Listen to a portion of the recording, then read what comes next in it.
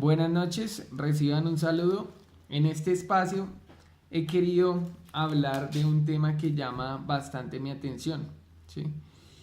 Y pues está relacionado con el Evangelio de Lucas. Tiene que ver mucho también con el problema de las traducciones. Cuando nos acercamos a una Biblia, a una traducción que está en nuestras manos, eh, pues hay cierta distancia al manuscrito o al papiro, pergamino, sea el material donde se haya escrito. Y muchas palabras en griego, ¿sí? No se traducen de manera literal al español, ¿sí? Por ejemplo, la palabra amor.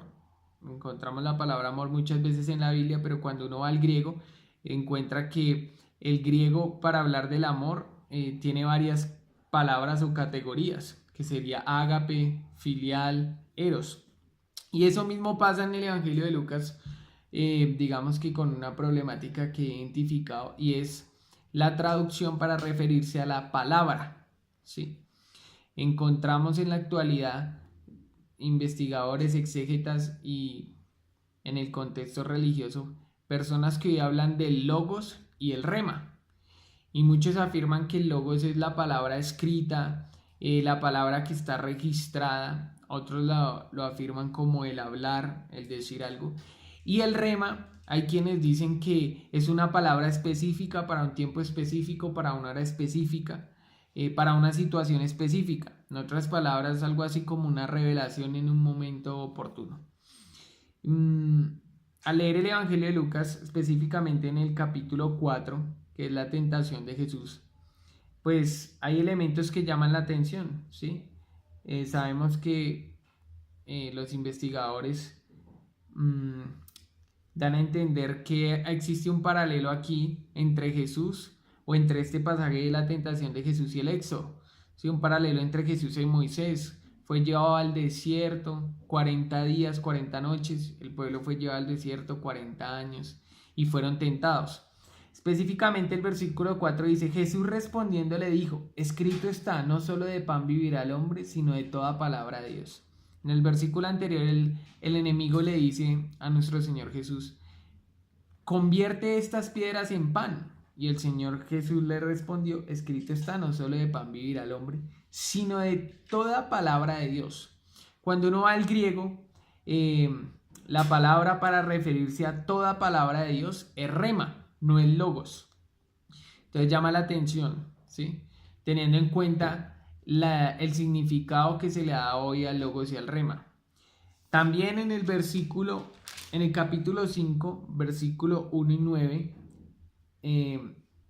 titulado en la Reina Valera, La pesca milagrosa, está la historia, digamos, de la vocación de Pedro. Y él lleva toda la noche y la madrugada pescando y no ha logrado nada. Un pescador profesional sabe que en horas de la madrugada es el mejor momento para pescar. Y el Señor Jesús en hora de las mañanas, después de dar una enseñanza, le dice, boga mar adentro y echa la red. Y Pedro le dice, he trabajado, lo he hecho toda la mañana, estoy cansado, más en tu palabra echaré la red. Y allí tu palabra en el griego será rema, no es logos. Entonces quise ir al diccionario Strong de palabras del Antiguo y Nuevo Testamento y nos dice que el rema es una declaración, un asunto, un tema, una palabra. Y el logos es una palabra, algo dicho, un hablar o una palabra escrita. Entonces, abro este espacio para presentar esta inquietud.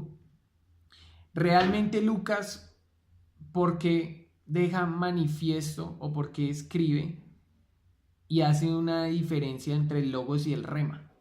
¿Sí? Y está bien el significado que se le daba en la actualidad a la palabra rema como una revelación o como una palabra en un momento específico, porque si fuese así, Pedro quizás en el momento que le dice a Jesús, más en tu palabra lo haré, no quiere decir tanto en su declaración, sino en la revelación de lo que Jesús dijo. Y asimismo, cuando le dice al enemigo que no convertirá esas piedras en pan, quiere decir que no es tanto en la palabra que se ha dicho, sino en la revelación de esa palabra. Este es un tema que realmente es controversial y causa interés personal por estudiarlo.